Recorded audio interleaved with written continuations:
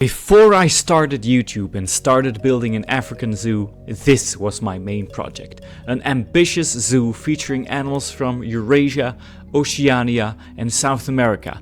This pushed my computer to the limits. And in the end, sadly, kind of broke my computer.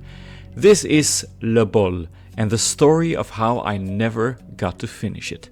Running at a smooth 11 frames per second, I hope you can enjoy this tour. Join me. Yes guys, you heard that right, 11 frames per second. I did not do what I did in the recent Parc Le Bolle tour. I didn't empty this zoo of its animals, and I also never finished this, and I'm going to show you exactly why this zoo is so taxing for my system and why I never finished it. Let's start at the entrance area. So you are looking at a zoo on a city map that just to make sure that I mentioned this, I did not build this map. This was a map I found on the workshop. I will tell you in the description who made this blueprint, but all of this backdrop of the city and everything, there's a road system back there as well. I didn't make this parking lot. What I made starts exactly here.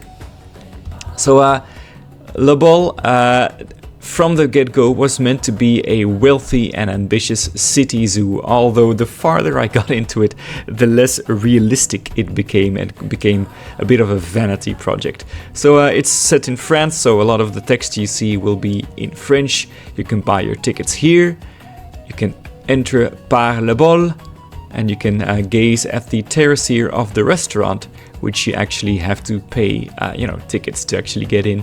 But this is Parc Le Bolle, and this is the entrance area, immediately setting the scene for a wealthy, luxurious zoo that definitely has the money to build something crazy and ambitious. So one of the first things you can go and do is go to the restaurant here, which I was so proud of back then. You know, it's nothing crazy, but I was just very happy building, especially this terrace with the funky little like a water thing in the middle, the indoor seating area, nothing crazy. But when you enter, this is the site you're greeted with. You have this area to the left, which is the Oceania themed area, and to the right you have the Asia theme. And back there actually is the South America theme. We're going to start with the Oceania section, which is also the first part I built. And yeah, the theme of the zoo is definitely like white, like modern, like abstract shapes. Definitely inspired in some ways by ZSH Place's Tecton Zoo, especially if you look at this weird little building that we'll get back to. And the first area that we built for these animals is the wombat right over here, the first habitat I built in this entire zoo. And this is a surprisingly small habitat for Yelbu and just for, Parc Le Bolle in general. But one thing I did in this zoo that I did not do in Parc Le Bolle is build a lot of backstage stuff. I wanted this zoo to be a realistic environment, so a lot of pieces went into backstage areas as well, far more than I will ever do again. But yep, there you get the wombat. There's supposed to be two of them in here, and as you can tell, why don't we zoom out a little bit here? I did make a whole backstage staff area with even like a picnic table for the staff. There's a whole bunch of blueprints gone into this garage. This staff building, in fact, is more or less decorated. So I did put a lot of time in making this feel like a realistic environment, feel like a realistic zoo. So all of the backstages are, to the best of my ability at the time, modeled and built out. I was kind of proud of this, but I forsook. Is that a verb?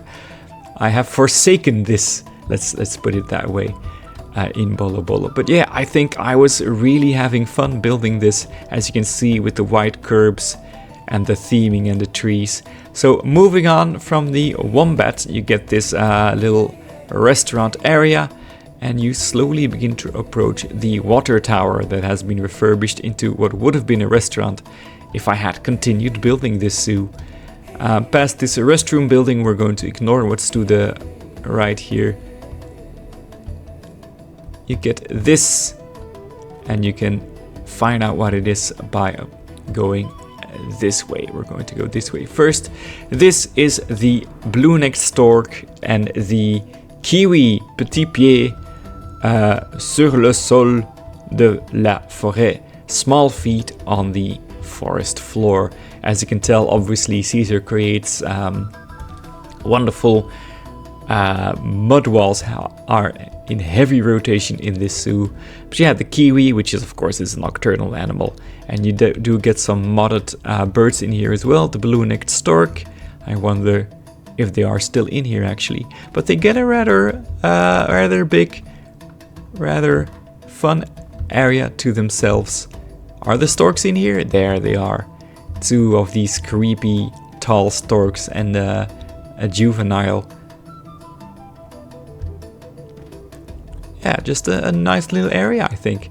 At the other end, lest we forget, there is the quokka, which gets its little section over here with a more simple design. You get a bunch of quokka in here, nothing crazy. Again, this zoo was built quite a long while ago, so I feel like my skills have improved. You do get the Tasmanian devil in here as well, and you might have noticed that big rock area back there. That's actually an area that we can enter in the end. But I had a lot of fun building this little section, and I was very proud of it at the time. We get another little picnic area here as well. And when we turn to the right, we actually can have two choices. So let's go in this cave for starters, because you get the unique viewing window here into the Tasmanian devil shelter. I was really proud of this, even though it's, it lacks some refinement. I'm still very pleased with this viewing window into the quokka is here. I believe that's the Tasmanian devil once again. You do get an opportunity to view the quokka should they get in here.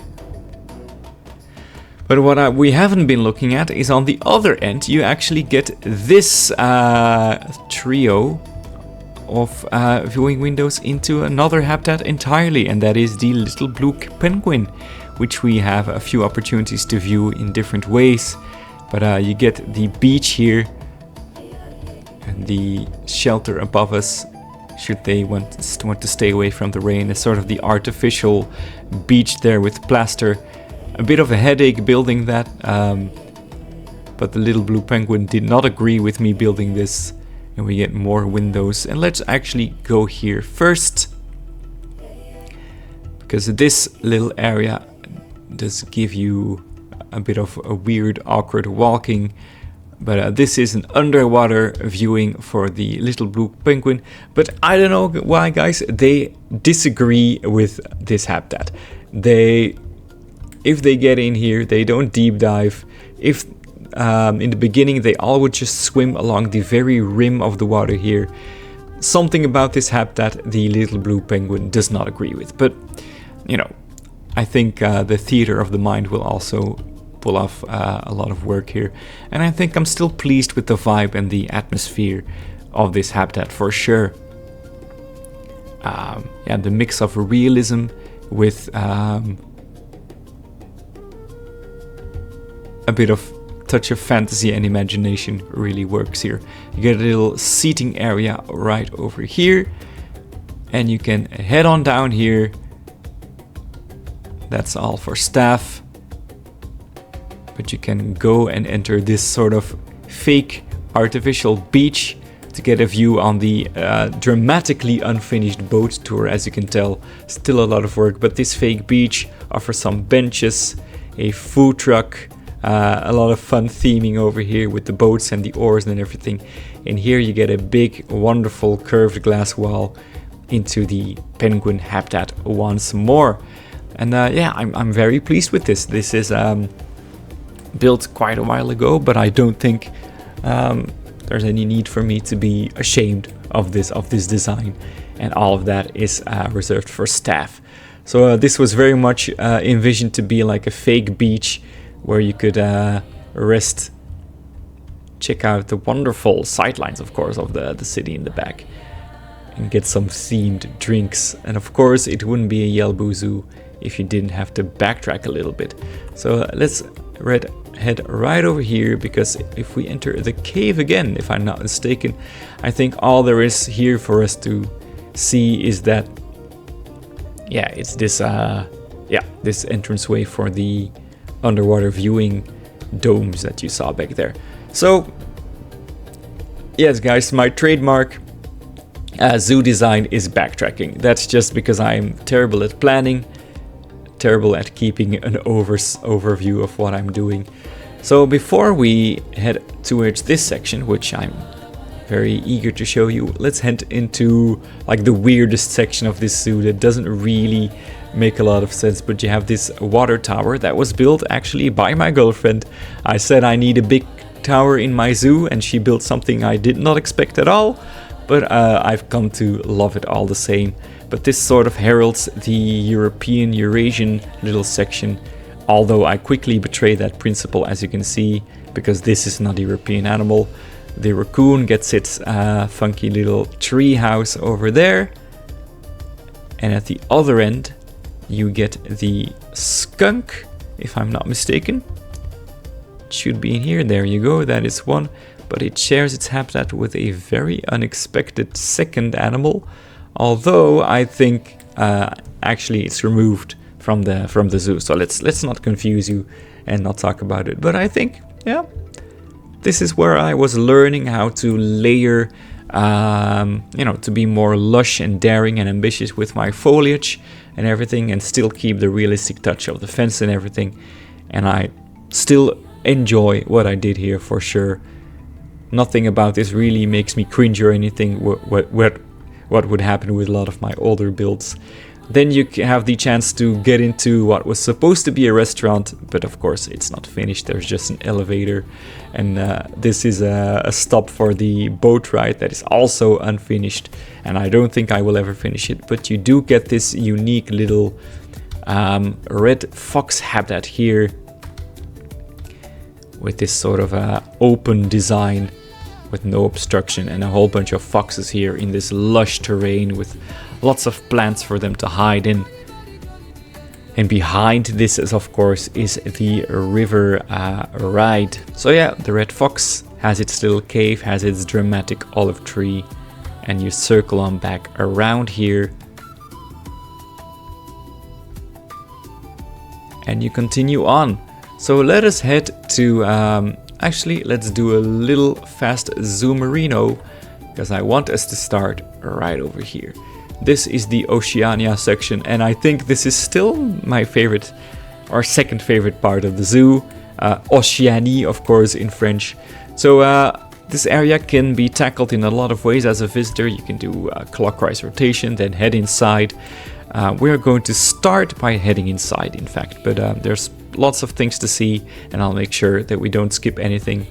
So you get this wonderful glass little box here for guests to gather, to meet, to read some educational material about the area that you're about to enter.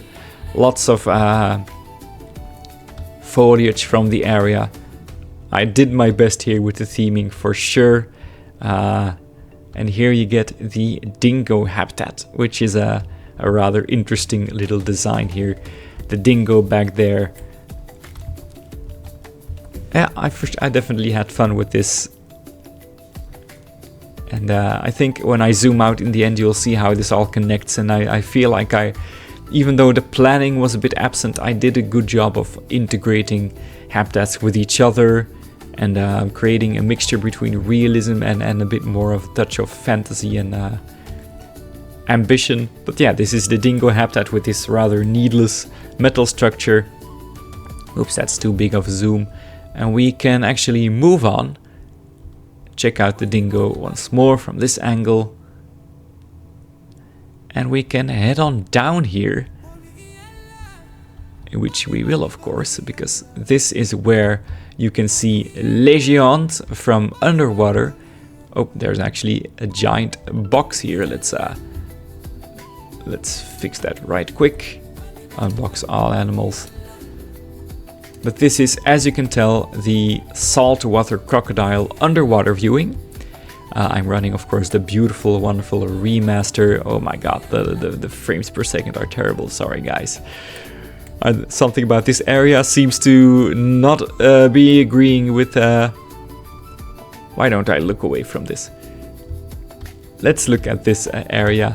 Le Petit, these small ones. On the other hand, you have one of the largest reptiles in the world, if not the largest. And on this, you have a very small animal, very rare in zoos.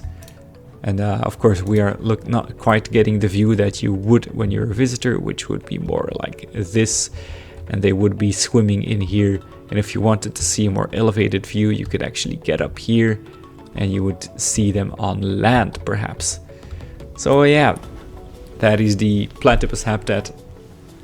I think deliberately one that is realistic with the indoor and the lamps and everything. And you get all of the Australian oceanic animals in the exhibit boxes. And if we leave in this direction, we're going to end up having skipped a part of the zoo.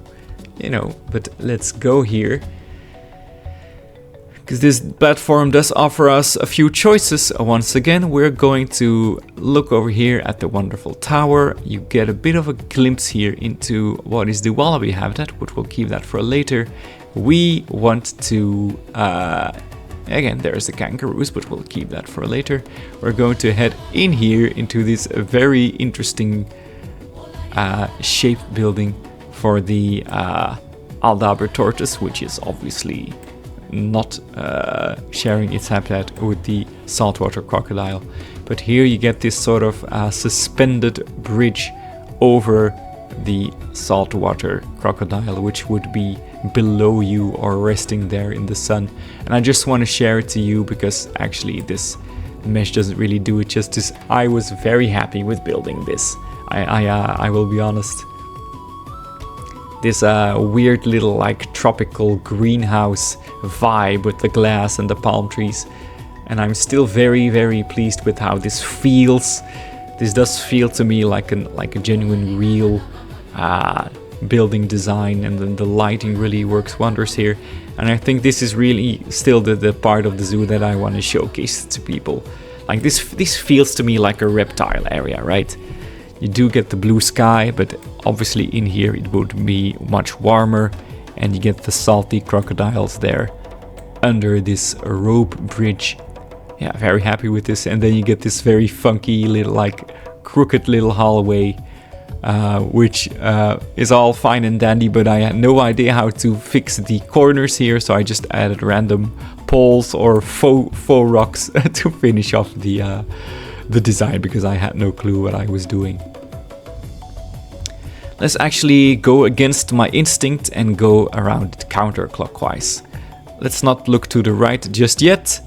This is a view into the dingoes, with some interesting spoilers ahead. But as you continue, you are sort of distracted away from the dingoes, and you can look into the mysterious cassowary forest. And they do get a lot of privacy in here, but if they want to, they can venture out on this very interesting island. And I will say, I'll be honest about this, a long time ago, back when AI image generation was in its very infancy, I just asked inspiration for a cassowary habitat, and it built, I'll show it to you, it gave me this island shape, and then this building and this building. So I just built it, and you get this very weird little island. I'm not sure if the cassowaries in would actually make use of this island, but I'm still, still feel like it was a fun little exercise to have the cassowary usually spend its time here in the forest, but every now and then it will venture out on this island. Interestingly, the juveniles actually can swim, and sometimes they escape from this habitat. That's why I added the glass around it to prevent them from doing so. And yeah, we continue our march, ignoring everything that is behind us and to our right. You get another opportunity here to look into the cassowary habitat, and actually there's one of them up close, but I want to show you the emu habitat, which has the dramatic backdrop of what is actually the koala house. The emus get a very geometric shape with a cool moat and everything. And what I am still very happy with, the coloration of the habitat, right? This was when I was binge watching Caesar Creates, and I was learning a lot about foliage and like creating these dirt paths and throwing branches everywhere in the habitat. And I feel like you can see that inspiration come to life in this habitat. And I'm really happy with this habitat. Just something about the colors and everything, and the standard coloration of the faux rocks and everything really works. And the way like the sand looks like it's been dumped onto this concrete. And yeah, this is a very simple design. In the first 50 hours of me building this zoo, the emus would only walk on the concrete and not on the terrain. And then one day, suddenly, randomly, they decided to make use of the whole terrain. But they still have this habit of only walking on the concrete, which is kind of realistic zoo behavior. I could sort of see them doing that in real life.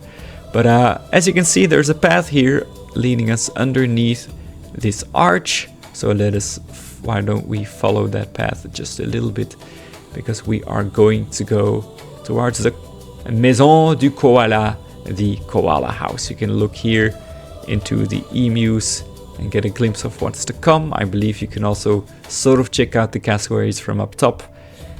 But the real draw, of course, here is entering the koala house. This is sort of the main way that you would view it on these stands here, getting some education about this rather sizable koala environment. And of course, so much opportunities for them to climb, although I realize I don't think they would actually use stuff like this. But of course, the koalas, when you visit this, they're just walking around on the floor. You know it, there is one of them. But I feel like the general vibe of this works as a koala habitat for sure. I think perhaps if this was an actual zoo, there would actually be some ground-dwelling animals just to add some more movement to it. But you know, in Plant Zoo, the koalas don't climb, of course. You all know this. But another way of viewing them is from outdoors, and that is when you would be seated here and get a more generous horizontal view of the habitat and its funky little glass box design. That is the koala house here in Le Bolle. And also, as you can see, the general mountain that all of the habitats are built around. As you can see, almost every building here, the dingoes, the emus, the cassowaries connect to this koala house. And in fact, as we continue, we're going to check out the kangaroo habitat. Some of these are actually on the workshop under the name Yelbu, although I can't guarantee that the blueprints work optimally.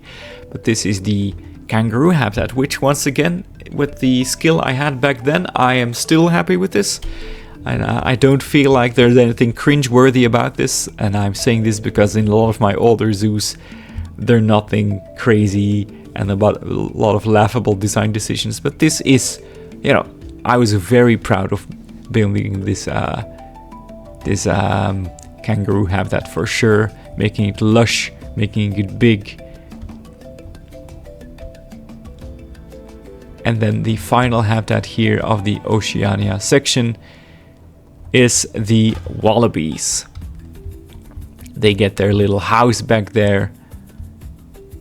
These weird little wooden decorations, but there's plenty of wallabies in here. Again, a realistic, perhaps a bit overcrowded habitat for the wallaby. And then some options for the children, I guess, to have a bit more of an up-close view as well. But that is the Oceania section for Bolo Bolo, and this was the first section I built, and I had a lot of fun making this, and I'm still very pleased with the overall vibe and concept of this. But of course, let's check out the section that you have sort of been looking at. This is the South America section, and this is sort of where the planning of the zoo falls apart. There's plenty of ways to start visiting this, but there's no real route through this. The same goes for the Asia section. So let's actually go here first. L'Amérique latine, Latin America. This is where the color of the zoo becomes more well, you know, colorful, I would say. And you have this, don't look at this too much, this is one of the ugliest things I made in the entire zoo, but it's too much of a hassle to take it out. This is the Latin America section's main attraction, and that is this suspended walkway above a habitat. To the left you get this raised environment for giant... Oh my god, this is so bad. Look at these. Ugh. Anyway, this is where the giant anteater lives. I think you see it back there. I'll show you the general concept of this as I zoom out. But there's the anteater. And at the other end, I wonder if they're actually in there. This is, I believe, where the spectacled bear lives. But I don't think there's actually bears in here at the moment. Which is a failure on my part, I'll be honest. But yeah, you might be getting the general concept already. Because as you can see, if you do look further down, you do get another habitat entirely with a swampy vibe, and that is because as we escape this ugly path, you do get this, which I know the weird walkway is ugly, but the swamp vibes down below are still... Hey, where are the flamingos? Did I remove the flamingos from this? They're supposed to be... Oh man, I should have... Anyway, there's spoonbills in here. Okay, just imagine a whole bunch of flamingos in here, I guess. But also, there's tapes in here, there's spoonbills in here, and there's capybaras in here. They have some interesting places to rest here. They have a lot of swamp, and if we zoom out, you will see the general vibe here of this sunken swamp with these funny little shelters that I guess are functional. And then you get these two habitats to the left and the right, sort of raised above this. Oh, this poor frame rate. My girlfriend teased me a lot about this habitat because it was so bare bones and ugly. And I guess she's right, but you know, still happy with it. But I'm not happy with this at all. And also not checking beforehand if the flamingos were actually in here. But yeah, as you can see, you get a path to the right, to the left. If you go to the left, you will get to this unfinished area. You can walk around here and you will end up here, which is an unfinished section of the zoo. So let's actually go where it is possible to see. And this is an area for, as you can see, the vicuña. It's a rather large, very lush habitat all to itself. I believe I had the greater rhea in here as well, but I deleted that, put it in another zoo. I guess I could add it back to this zoo as well. But this is the vicuña, which gets a very interesting little design here. And interestingly, you get this here. And that is because if you do look at it from this unfinished little area, this is a part where guests can walk under. You'll see there's actually sloths beneath this, but the vicuña can actually walk all the way up there and get some enrichment. If you do zoom out, you'll see the vibe here. And I think they're actually going to go up here because these are actually animals that do live in an elevated area. So there you go. That was the concept. Then when you come here, you get a view into the bear habitat. The bears are not present. I'm so sorry. And right over here is the sloth and armadillo habitat. And the idea was obviously you walk and you check out the armadillo about outdoors and indoors, and then you do get the sloth here, a whole bunch of them above you to the right and to the left, combined with the armadillo habitat. I was so proud of this concept, even though a lot of builders have done something like this. But I thought, you know, I was a genius making this. And then when you end up here,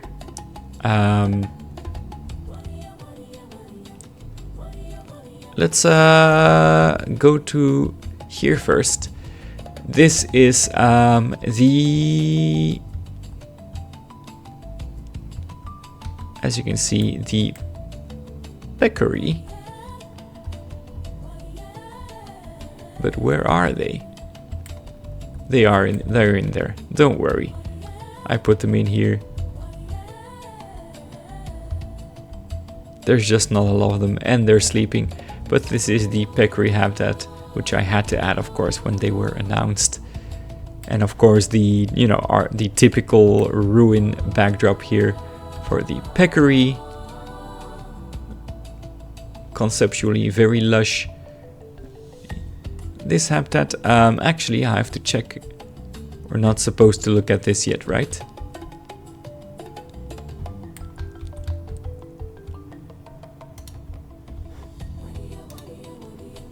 Yeah, the pygmy hippo is not a South American animal. Pygmy hippo, what am I saying? The pygmy pig.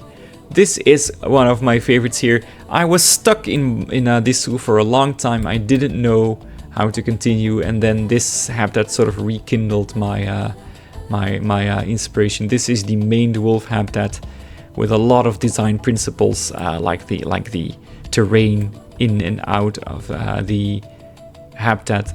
A very lush building, heavy use of the Indonesia pack bricks here, a wonderful viewing area. I'm still very pleased with this overall concept. This is the kind of stuff I kind of neglected doing in Bolo Bolo, actually, making these little scenes and interesting viewing opportunities. The maned wolf lives in here, or is supposed to live in here. In fact, I think there it is. But you do get, if you don't know, this is the other end of the sloth habitat sort of tunnel. At the other end is the vicuña, and the maned wolf lives in here.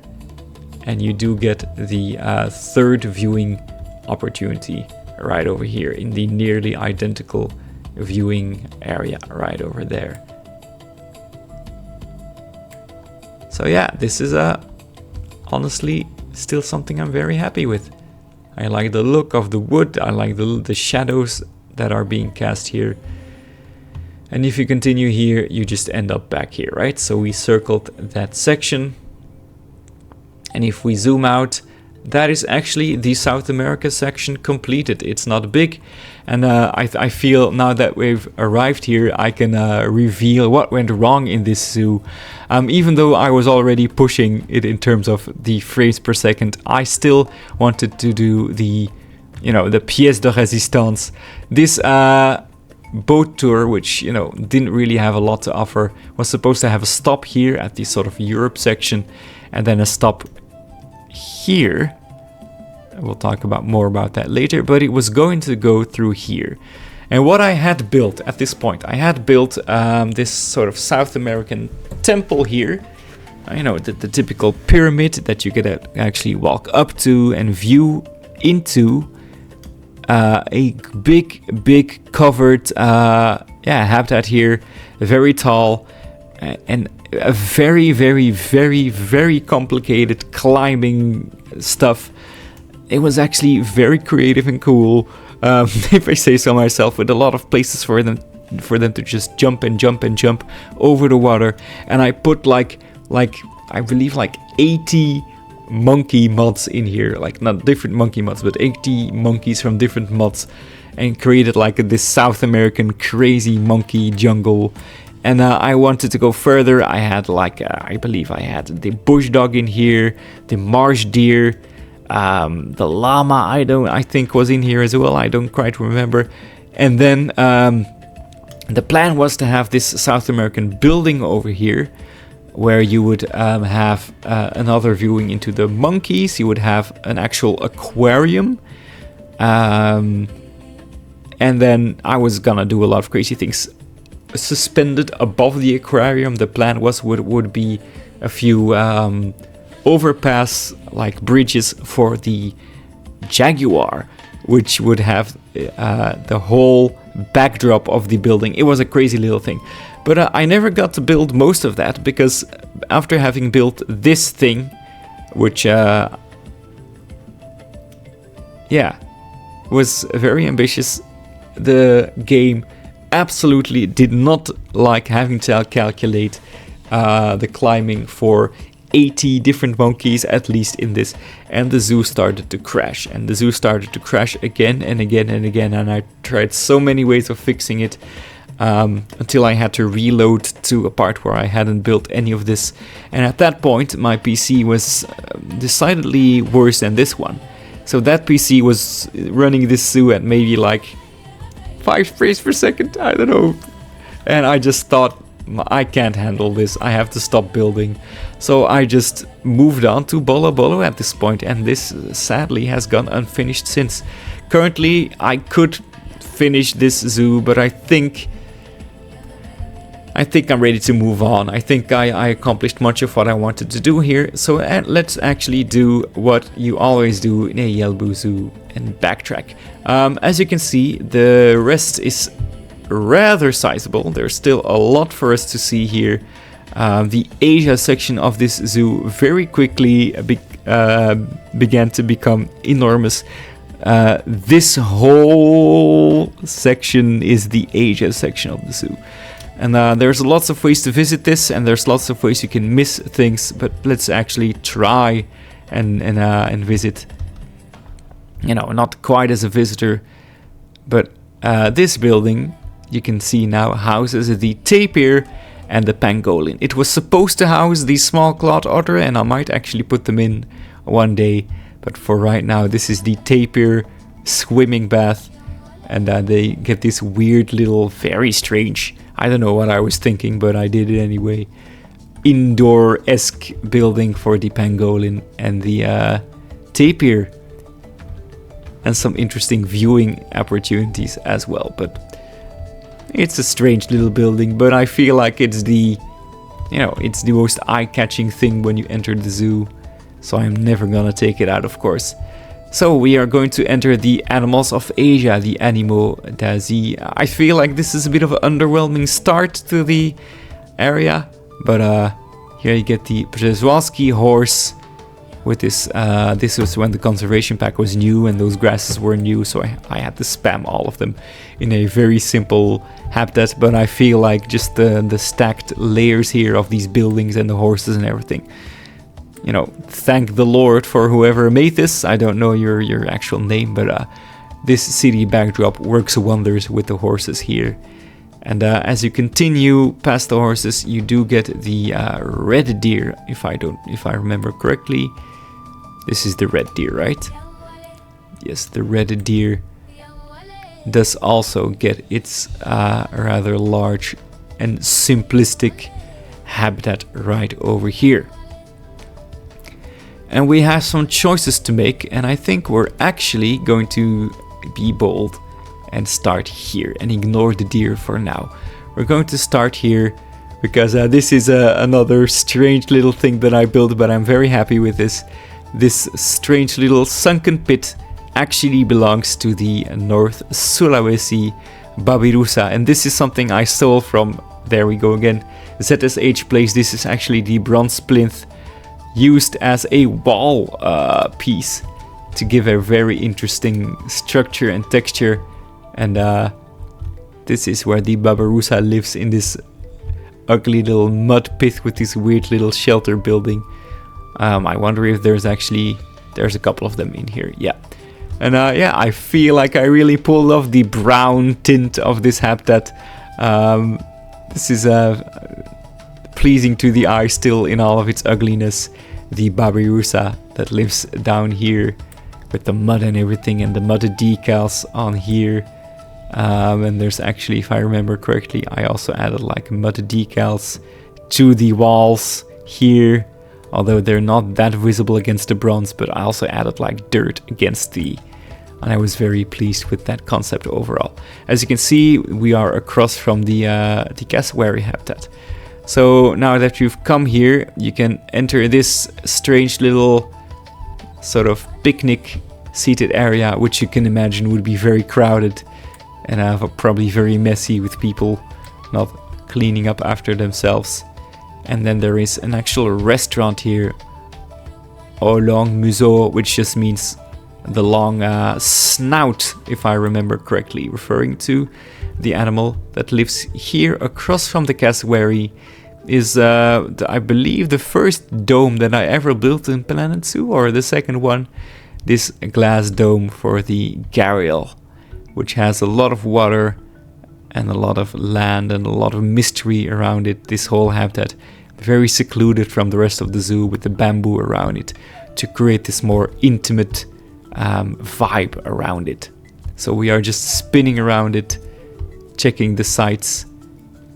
But I feel like I can do more service to this area by zooming out a bit, because as you can tell, we actually are missing out quite a lot. So let's actually go back a little bit. Ignore this road for now. We're going to go here. This is a restaurant which does offer, I'm still very happy with this environment really. This is clearly the most Asian section of the Asian section, if you could say so. This sort of raised wooden platform that offers you viewing opportunities of. In fact, across the way you do get a bunch of monkeys, but we'll look at them later. I think you can see the siamang there already. But the main draw here, of course, would be the wild water buffalo, which is, I don't know, all of them are back there actually. But yeah, with this nice custom fence and everything. Although they're all at the back, I still like this environment a lot. I even had a little cute sightline moment here with that tower. You see, I was really learning a lot from other creators when I built this, and trying to copy the things they did. In fact, I think a lot of this vibe of this habitat was stolen from, borrowed, inspired by, I think Caesar Creates once again. So we are going to go over here. Sort of the intended direction for you to go, because if you look to your left here, this is the otter habitat. I took them away from that tapir habitat and I gave them a far more pleasing to the eye habitat right over here. Let's improve the lighting a little bit. This is a big old water section for them, with some fun waterfalls here. And I in fact wanted to have all of this water available to the otters, but prevent the buffalo from heading into this habitat. But I wasn't pleased with the fact that the otters would just run on land over here. Something about the realism of it. I might just one day, if I do get back to the zoo, remove this fence and actually let the otters roam this whole water section. But I'd have to add a lot more fences, but it still would be a nice idea, wouldn't it? But this habitat was actually featured in this zoo, but mostly this habitat was featured on the official social media channels of Planet Zoo, of Frontiers Planet Zoo pages, and I was very, very happy when that happened. Mostly this little sightline here was featured, and I was very, very overjoyed when that happened. There's also mandarin ducks in here, in fact, and yeah, I was very happy when that happened, and the zoo on the workshop gained a lot of interest. It was a good day. I remember promising I will finish this zoo on the workshop, and I never did. So you get another viewing here for the buffaloes. But in doing so, we have missed kind of a little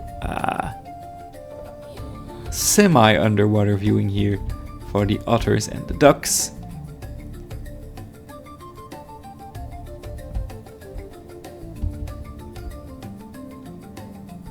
But I think I like this vibe a lot. This is one of the reasons that my zoo is lagging so much. These pieces where I made a fence out of ropes. It's things like these that made me lag. But that building up there, I know it's not a crazy building, but I was so pleased and happy when I built this. And I think this is easily replicated by talented builders, but I was very happy with this habitat when I made this. So leaving that behind, let's head up here again. Continue here, which is forbidden. This is all backstage, in case you're curious. Yes, this is a sort of fully modeled backstage area with bicycles and everything, and blueprints and everything, and stables. One of the reasons, the reason that Bolo Bolo is bigger than Le Bolle, but still sort of playable, is that I didn't put any backstages in, like nothing, not even the barest minimum. Whereas in Bolo Bolo, I was really inspired by so many builders I was viewing to do this and create the little touches that they were doing, like these little hay, piles with the tools in there. But let's go over here for another viewing into the otters, and check out the vibes here. Very happy with this atmosphere, with the otters down below and the mandarin duck. Is there a peafowl in here? I seem to remember I put peafowl in here, but I think I took them out because they were getting muddy from this enrichment the whole time. I think that was it. But great vibe, and I seem to recall that if you go to nighttime that the city sort of lights up. I think that these are all light pieces. Yeah, this is the vibe I was going for, and I think this was one of my favorite parts of the zoo to show off. Because when I was building with this, I was sort of showing it off to people, like, look what I can do. And I think this was one of the places where I went, look, I made all of this, and I'm still very pleased with this for sure. Hey, is there a viewing area that I forgot about? What is this?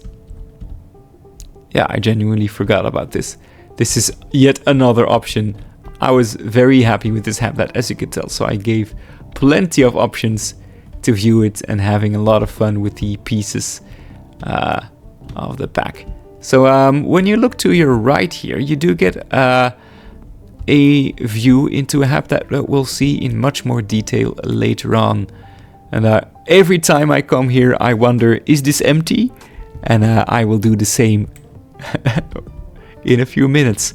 So you go over here, you get that restaurant once again, which is actually encircled by exhibit boxes. As you can see, all of them, of course, Asian exhibits. I don't think there's anything special indoors here, right? Just some very bare bones restaurant design, and then a lot of shelters as well. Nothing crazy, nothing that you haven't seen yet. We've covered that part of the zoo, so let's go over here. Because as you can tell, this crazy little thing genuinely came to me in a dream. I was dreaming about plant zoo the whole time. This is the Amur leopard habitat, and I knew from the get-go that I wanted the habitat to be like sort of above you in a way, that you had this horizontal tunnel with these windows actually shaped to be above you as well, and that when you looked up, the habitat would rise above you. I didn't go as far as I could have, but why can't I get down more? There we go. But I still feel like I did accomplish some sort of imposing vibe here. And you do get the leopards in here with a lot of elevation and options for them to climb and traverse this habitat in ways that they want to. And then with the wonderful plaster rock back there, which I'll be honest, I believe I stole from. This is from a zoo by Leaf. Don't ask me which one, but I think these plaster rocks were put together by Leaf. And yep, there you go. This whole section here, the les héros des montagnes asiatiques, or the heroes of the Asian mountains. Conceptually, I think this is still just a great design. And if the leopards want to, they can actually walk on the glass, and every now and then they actually do. And I would imagine that would draw a lot of attention in photographs and everything. But there you go, that is the Amur leopard section here. I feel like this also would do absolutely fantastic as an aviary for birds of prey, now that I look at it. And yeah, I feel like perhaps this was a repurposed aviary, or it could be repurposed as one, but there we go, that is the Amur leopard. Whoopsie! And we're not going to head there just yet. You get this strange little Indian floral garden where I was playing around with some new things that were in the game. The null pads were new, so I was playing around with null pads to create this sort of more like field, this picnic field, playing around with the with a lot of the gardening stuff. I believe like the food truck was also new, so I was just having a lot of fun putting this together, this little gardening section. We're ignoring that for now. I have my reasons, because we do have this aviary in here. I don't know how many birds are in here at the moment, because I did delete and re-download a lot of my bird mods. But I do think that this will offer, quite a lot of birds. Actually, you did get the what is this again? The painted stork, the red-crowned crane, the greater adjutant, I believe, and I think there's just some of your regular old peafowl in here as well. But yeah, this is the big aviary here in Parc Le Bolle, curved around, plenty of bamboo, plenty of water, places for them to stand, and I believe this is still a great vibe. And also for people who don't like birds, you can stand outside and look at them. But yeah, great mods, of course. So that is the big old aviary. To get out of there, you just have to backtrack a little bit. So let's act like we did just that. And then you walk around here, past the aviary. You get this wonderful garden section here. Let's actually head up here. This is your first glimpse into a habitat that I will show you later. You might have some concept of what's in here. Let's actually make sure that they are in here. I'm having some doubts. Okay, I'm going to cut out, this is where I'm going to cut out, because this animal needs to be in here. I put them in. By the time we arrive at their habitat, you will actually, they actually will be in here. So let's ignore that for now. As we look at the Oceania section once again, you get your first look here into the, I believe this is the Javan rhinoceros. It's not the best view. This is, deliberate. This is an optional viewing area right over here, should they ever get close to this section. But the real draw is when you walk past this old planted garden and head up these stairs to look at the rhinoceros.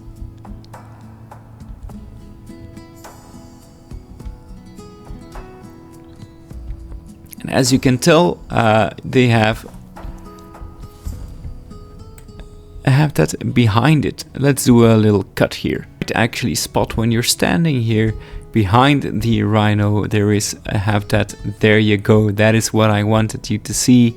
The lion, the Asiatic lion, has a huge habitat back there.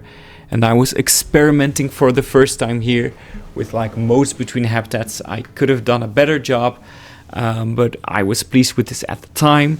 I think if I did this right now, it would just look a little bit better, but if you get lucky, you'll actually see the line back there, and it does look like they could walk up here, but of course there's a big old gap down there. But the Asiatic lion, I'll show you all about their habitat later. Sort of the showstopper habitat of this zoo, the one I put most time in, and also, as you can tell, one of the final things I built in here, as it is beyond this, it is a woefully unfinished project. But yeah, I am actually very pleased that the male, I just put this in here, obliged so much and actually, yeah, just came to visit. So we head down here. Oh, this poor frame rate. This poor frame rate. Yep, you get another one of these sections here with actual poles to protect the glass. The rhinoceros usually spends its time over there, which is why I painted the dirt there and kept the grass here, because there's really no big reason for them to ever come over here. But if they do, you get a very unique way to view them. And this is the cochon nain, the pygmy pig. Is this the pygmy hog? Excuse me. The pygmy hog gets its gorgeous little simple habitat here. And interestingly, funnily enough, this is a modded animal. And this is actually the highest appeal animal in the entire zoo. I wonder if this still is the case, if I go check it out. So over here, yes indeed, the pygmy hog is the most appealing habitat species. Something about the way this was coded and programmed makes the pygmy hog, I keep saying pygmy hippo, the most appealing animal. And if I do let more than 500 guests in here, most of them will actually stand over here and check out these tiny little guys. But they do get a big habitat for such a funny little animal that I think few people really know well. And then yes, you arrive over here. There's a couple of ways to tackle this next habitat, and I think we're going to go indoors first and then outdoors. So you arrive at this crazy little building, which I believe when going to Reddit for, or Discord, I don't remember exactly, for this, I don't know guys, is it hideous, is it beautiful, this little indoor temple for the lions. And in my mind, this was when this zoo was built, this was the only place to view the lions, right? This was the lion habitat. And then when the zoo started earning some money and people started decrying this in terms of space, they added a rather interesting feature to it. So, but this is the lion sort of, former habitat, I would say, and the Asiatic lion does live in here. And this is a modded animal, but it is so beautiful. One of the best mods out there for the Asiatic lion. In fact, I would love to show you the male as well. But yeah, as you can see, this would work as a lion habitat for sure in plenty of zoos. They would be pleased with this, but I wasn't pleased with this, and you've probably seen that bridge already being teased. I think most of the lions are actually usually using the bridge at this moment. This is yeah, let's not look at that. You get this view here.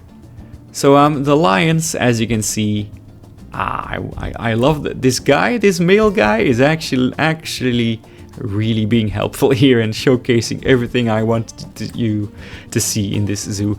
This was a lot of hassle to build for boring reasons, but it took me a lot of tries to get this to work right.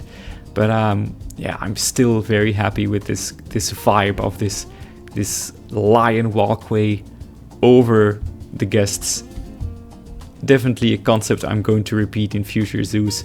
And I looked up what were the main animals that the lions prey upon.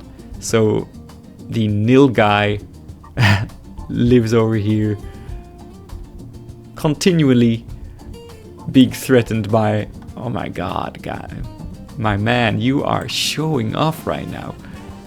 I have a lot to owe to this wonderful male. And look at this gorgeous mod. Look at this gorgeous mod by Great Cake Mods for the Asiatic lion. Absolutely gorgeous. This used to be built with a path, just like a path, but something about it didn't quite work. I don't know. I had to remove it and replace it with this, but the lions do obviously use it all the time, and they get this view here. Imagine if this was actually finished, of course. But I am so happy with you know, the scale it offers and the intimidation factor, and that the lions are actually quite visible like this, and they can look at you and you can look at them, and yeah. And then you get this very, very big terraced lion habitat right over here with the big old moat down there and the very dangerous fences with the gaps in between. But this is the big lion habitat. Guys, in case you don't know, I love lions, and I feel like in every zoo they need to have one of the biggest and craziest habitats. That's just me. So I was very, very intent on making this one of the best habitats I had built, and at the time this was definitely the best habitat I had built ever. So perhaps I've done better things right now in Bolo Bolo. You'll be the judge of that, but the color scheme and the scale and the bridge and sort of the terraced feel of it and the moat and everything, I am very, very happy with this. And I remember, I feel like this habitat does catch a lot of light in the evening. So also a huge fan of that, of a lot of the light here in the evening as well. The last light of the sun would hit this habitat in a very dramatic fashion, which is why I was planning on sinking this lower and creating more. I was planning so much more, but not even this computer could take it. But yeah, this is with the city behind it and everything, and then the Oceania palm trees and everything, and then the, yeah, this is a vibe. Very, very proud of this habitat still to this day.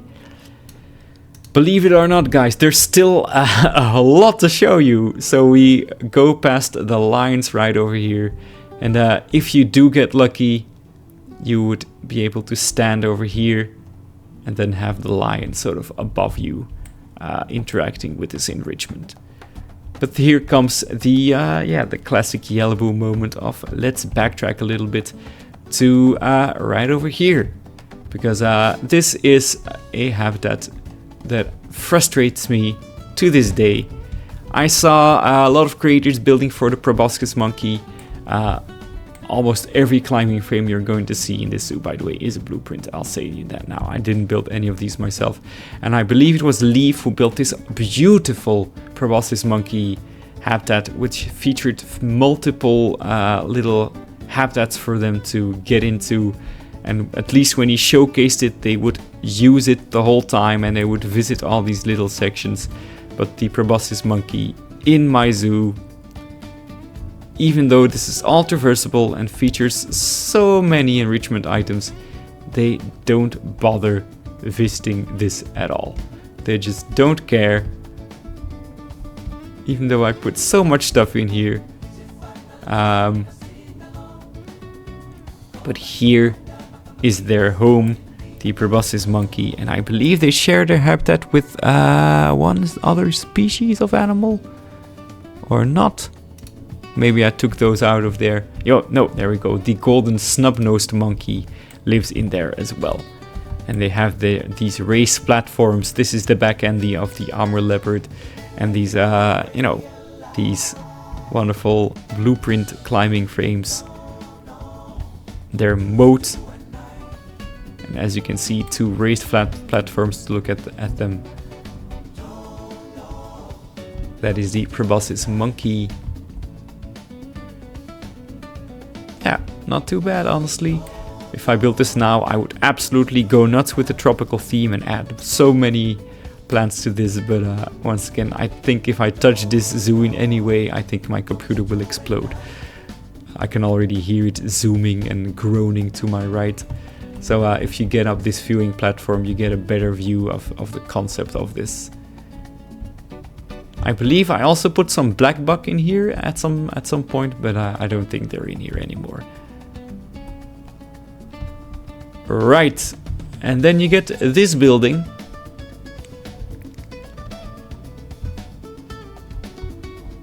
And as you can tell, there's lots of theming going on. We're not going to go there just yet. This building houses 2 animals. Number 1 is the red panda, which does get this round outdoor meshed area. You know, it's a good vibe, I feel. Very industrial. As you can see there, you see one of the pandas climbing.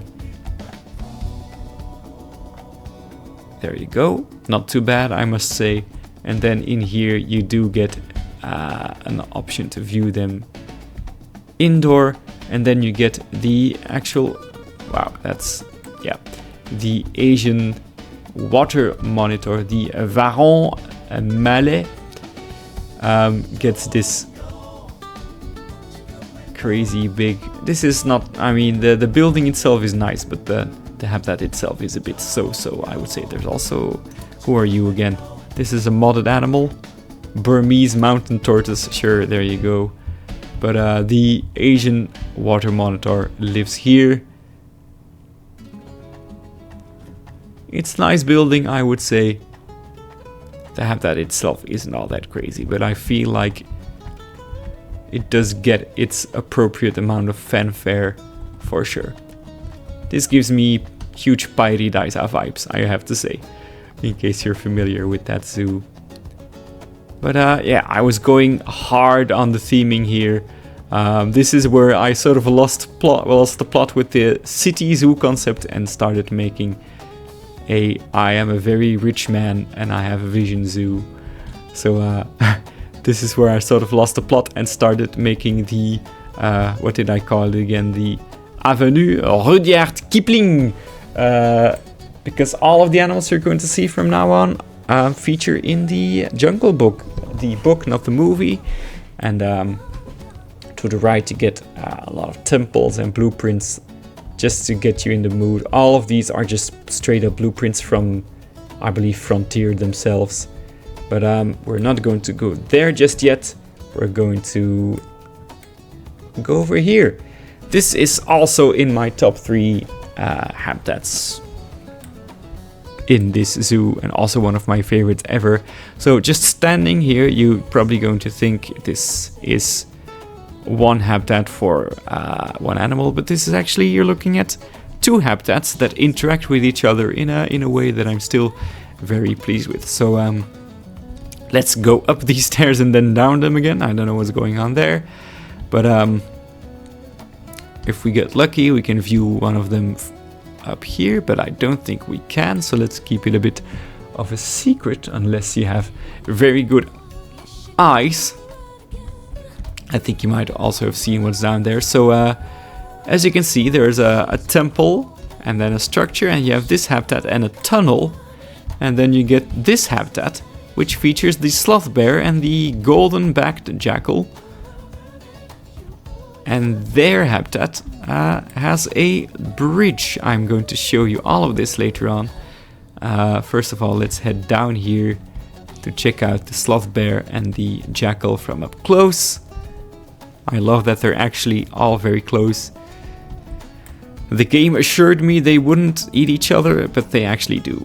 But here they are. There's actually some zoos in the real world where they do live together. And if the sloth bear wants, it can actually get up here. And sometimes they do. But yeah, very lush, very cheerful little habitat for these 2 animals to live together. Let us go here, because the fun never ends with this. By the way, let me show you this. This under the hood is a very weird design, but I love the planting here to make it look. I'll zoom out at the end. If we continue past the sloth bear, you get the tiger again. Oh, let's pause the game for a sec. This is the tiger habitat, and as you can see, it has that tunnel right over there. But this tiger is doing exactly what we wanted it to do, and it is standing up here. So it's such a photo opportunity, obviously, with the temple. And then this is the Sumatran tiger, one of the best mods out there, actually. Just resting here in the sun. It's gonna be so much fun to zoom out. And then, of course, you probably have guessed what's up next. If you continue to circle, you get the second, much smaller habitat here, this is the other end of the sloth bear and the jackal, with more of a secluded vibe. So yeah, I hope you understood the concept here. The tiger can go through here to the other end of its habitat, and the sloth bear has this section for itself. And yeah, I was very, very happy with this design. And I still feel, once again, it's this kind of concept that I sort of abandoned a bit too much in Bolo Bolo, and I think Bolo Bolo isn't daring in terms of concepts like this. It's daring in terms of scale and fantasy, but I think I should try and get back to like conceptual craziness like this. Are you actually stuck up here? Perhaps you are. But if you continue right over here, you just end up back over here. So, we're now going to head to this building. Ils sont comme nous, they are like us. This is the primate indoor building.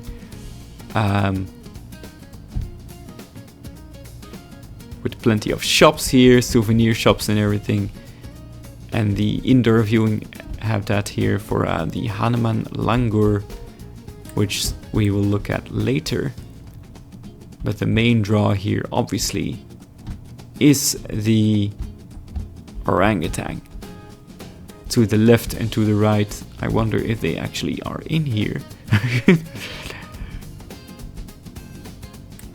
Is that a baby orangutan? I guess it is. I think, hang on, let me do the classic Planet Zoo thing. I think I need to delete this and add it back. And I think it will now recalculate the climbing. Because as you can tell, extremely unrealistic, very escapable, but it is possible for you to enter this, and just see them from afar crossing this path, and to the left and to the right you get the orangutan, and I think one of them might be heading up here. Let's see. Yes, there is a juvenile actually going to cross the bridge. Of course, extremely escapable for this this ape. Here, the youth is showing the oldies how it's done.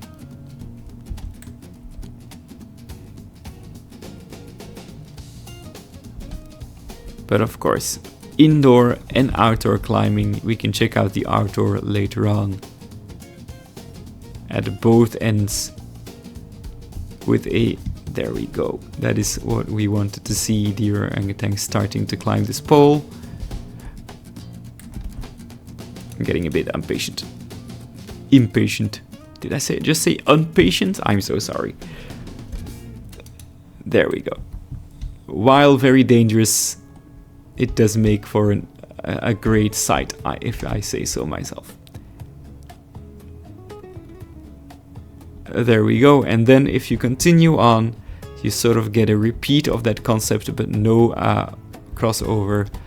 You get to the left, you get the Lar gibbon. What is this? The Lar gibbon and the Mueller's gibbon, which is a modded gibbon. I feel like a couple of them are stuck. So let's unbox all animals. You get this indoor area for them.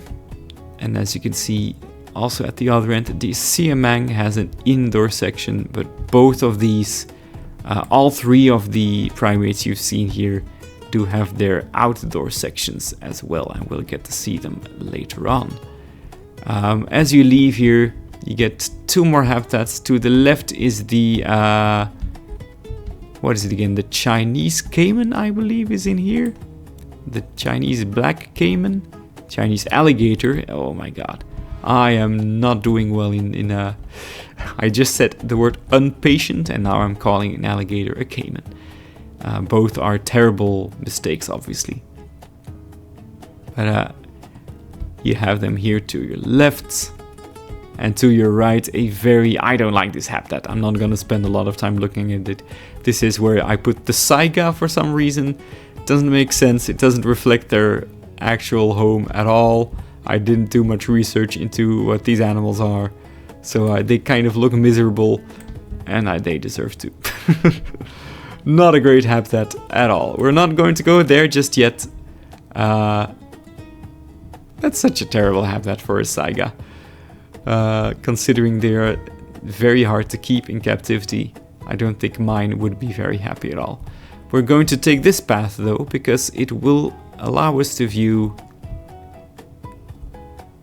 as you can see, the outdoor island. This isn't one of them. I should have made this one of the islands actually. Why didn't I do that?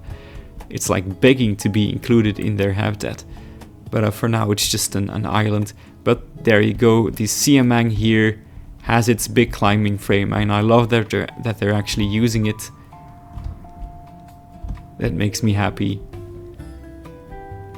I built parts of this myself. Like, yeah, this is one I built myself, and I was very, very extremely enthusiastic about having built this myself. And it does have like a funny little touch that I'm going to show you. As you can see, this is like a restaurant terrace. And they don't do this very often, but if they want to, they can climb over here and then just climb all the way around the restaurant.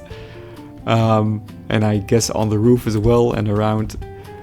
So that is just a funny little touch that I was happy with.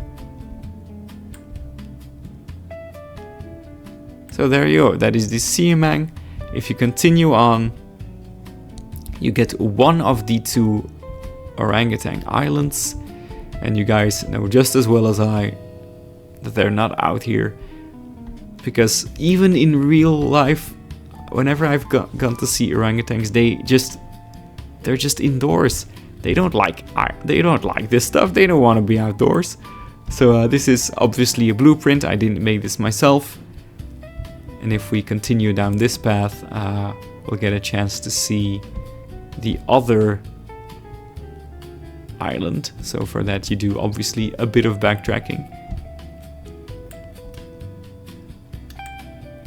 You approach right over here the Hanuman langur habitat, also featured of course in the Jungle Book, again with the blueprint frames. This is also a moment where I messed myself up. These walls are 212 pieces, and then I just copy pasted that all over.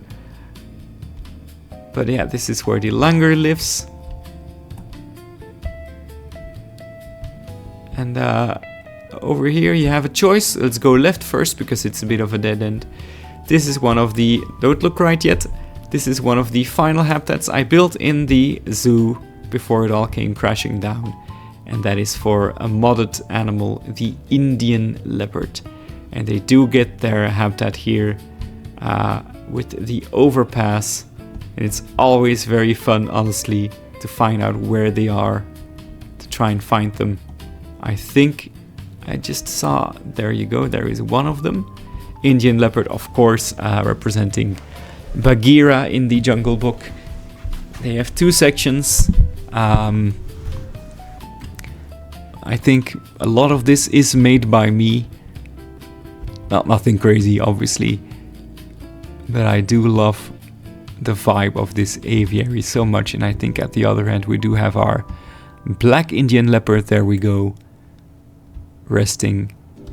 And they have their little cave that they can get up. But yeah, I think this is a great vibe. It's actually rather spacious for just the two leopards.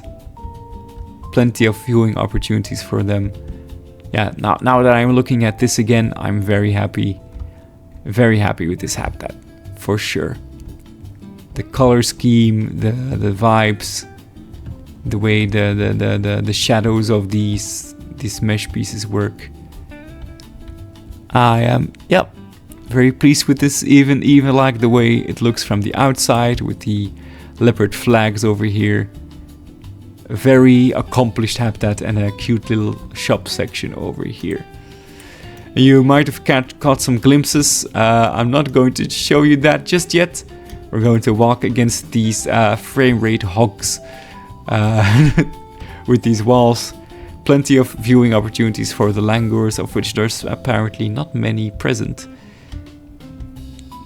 So many faux rocks.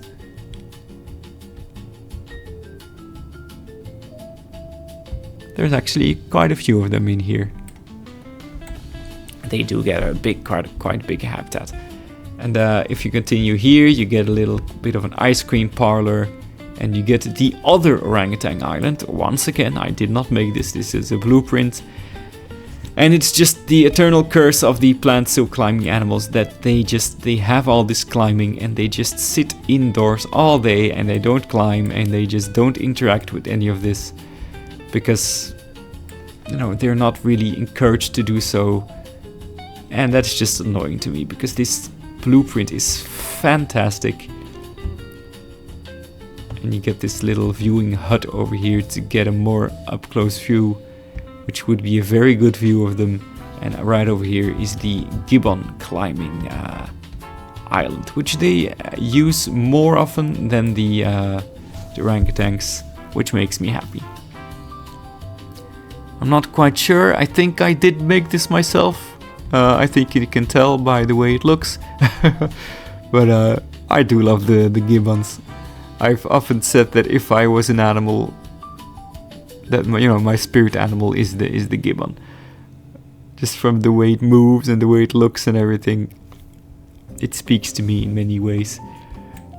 You know, its physique, it's funny sounds it makes. There you go. I put the Mueller's gibbon in here as well because it felt a bit too big for just because they need very small group sizes, in fact. And we are going to continue over here for still some great stuff to come. Don't look left just yet. Right over here. Let's actually go right first, because this is where I took the inspiration of Paradisa a bit too literal. Just in case you were wondering how it all works, remember at the beginning when we didn't take this route? Well, if you take this route past the red deer, you have the opportunity to come over here and view the siamang. And then I guess let's just take all of that literally. If you've ever been to Paradisa, you will recognize this immediately. This is the sea lion boardwalk. And you get the sea lion habitat right down there. Very big, very spacious, very faux rock heavy. Not a plant in sight, of course. And then you get this cute little... Ooh, excuse me for yawning. I'm not cutting that out, because that's how I am. You get this cute little boardwalk here with the restaurant. And in fact, I put like guest spawners in here and called this the hotel. Put a lot of work into making this look like a nice little, cute little environment. But this is very heavily modeled after the sea lion area of Paradisa. It does have some differences, but the general concept is very much the same.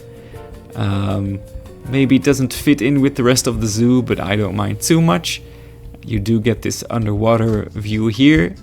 Once again, straight ripped from the Paradisa version of this habitat, with very minor, differences. Honestly, whoopsie. You're not supposed to see that. And then, at the end of the boardwalk, you come over here and you can get up here and get your first glimpse into the takin habitat. This is the elevated area for them. which they actually use quite often, not at the moment. I feel like I put another animal in here as well, but let's just say at this moment it is the takin habitat. But if you stand here, you get a sort of glimpse of the density of what's yet to come. The takin habitat, as you can see, has a level up here, and then there's a level here. There, thank you for showcasing this to me. Thank you so much. And then there's just a fence, and then another level down. As you can see, it is the Wiesent or Wiesent and the wild boar, which is also just. I'm gonna zoom out and show all of this to you. I'm very happy. This area is one of my favorite ones that I've built still. So yeah, you get this very multi-layered animal environment right over here, as you can tell.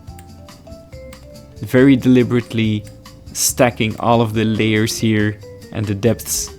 Had a lot of fun with playing around with the terrain elevations right over here. And creating this mud / green environment for the boars and the Wiesents as well.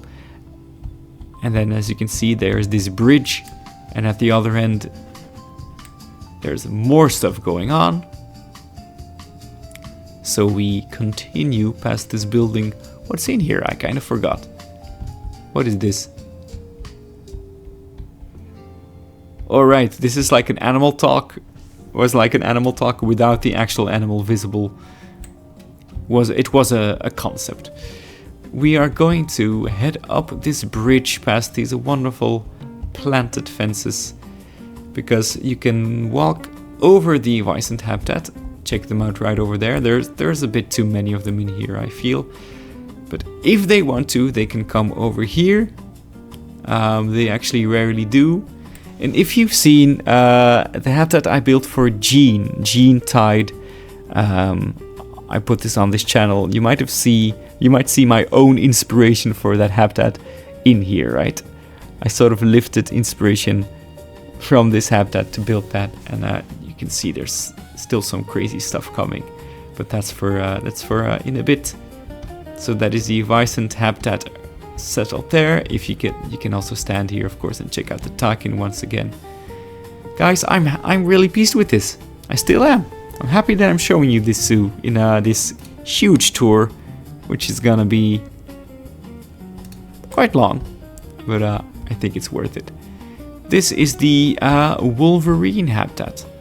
There you go, you've already spotted it. In French they're called the carcajou. In Dutch they're called the veelvraat, which means the eats a lot. But you do get this cute little secluded private viewing opportunity for them. Very lush, forested kind of area where you can have fun and try and spot them. In real life they would obviously always be like sleeping back there. You would never see them, but in Planet Zoo they are a bit kinder to us. There you go. Wolverine and some babies through the underbrush. Love it. Once again, if frame rate would permit me, I would make this like 10 times more planted, but every zoo runs across its limitations. But yeah, you get plenty of opportunities to view the wolverine. And then you get here something that clearly I never finished. There is a jeep ride. And what do you want to do? You want to take the jeep ride first? No, we're gonna go on foot first. Now you get to one of the longest walkways I've ever built, but there's plenty of stuff to see. So this is the dramatic faux rock arch. Is it faux rock? I think it's actually real rock for the Indian wolf habitat. The jeep actually, as you can tell, goes down here into this moat where you cannot see it. But the Indian wolf, which is obviously a pretty important animal in the Jungle Book, gets a very, very big habitat right over here with this crazy arch that I built for no reason at all other than to be impressive. And yeah, the Indian wolf, all of this, of course, is mods. And as you continue on, this very, very, very, very, very, very long walkway. The Jeep actually takes a bit of a different route than you do right over here. You get this Indian porcupine. Is it in here? Is it in its burrow? I put a peafowl in here to distract you from the absence of the... Yeah, I think it's probably in its burrow, but there's also peafowl in here in this little circular habitat. But the main draw here, of course, would be... you see, the Jeep does not go here just yet. It goes right over there. But on the way back, the Jeep offers a view here of the Indian rhinoceros. And at one point, the black buck lived in here. I haven't put it back yet. I'm so lazy, guys. I'm just touring these zoos and I'm not putting the animals in there that I should. But I hope you see the vision. This is the bit bare bones Indian rhino habitat. With the cool Jeep arch above it. And then you get the pièce de résistance of this whole habitat. You get a bit of a better view here. But this is the very, very large Indian elephant habitat. It's big, it's huge, it's ambitious. It's kind of realistic, the Indian elephant. You get two male elephants right over here. As you can see, they have a gate here that's closed. And the idea is obviously that if you want them to interact, you can just open this gate. But at the moment, the two of them live in this, kind of smaller, more depressing section. But yeah, this is the Indian elephant with plenty of shade, plenty of water, plenty of enrichment, and a very, very long walkway past it. And as you can tell, the Jeep gives you a more eye-to-eye view. Yeah, guys, I think this is a very accomplished Indian elephant habitat. You never want to put too many plants in here, because that's unrealistic. Because they would stomp them all to death, of course. But like the scale of this, very pleased with. For sure. And then the Jeep ride, of course, gives you some more exclusive views around it. It would go all the way over here to give you an alternative view that only the Jeep ride offers you. Right over here. Over this, actually I'm also happy with this. A lot of what you're seeing is blueprints from, there's like a whole elephant gate blueprint set. But I did take a lot of time, put a lot of effort into making this indoor building, making it feel like a realistic environment for the elephants both. And like this is actually, this metal I think is like an air conditioning tube or something. What is this again? Yeah, conservation and air conditioning thing. Oh, of course you don't quite get to see that in the Jeep ride, but you do move past this elephant bull yard here. And then you go over here, check out the rhinos from above. You're not supposed to be able to get in here.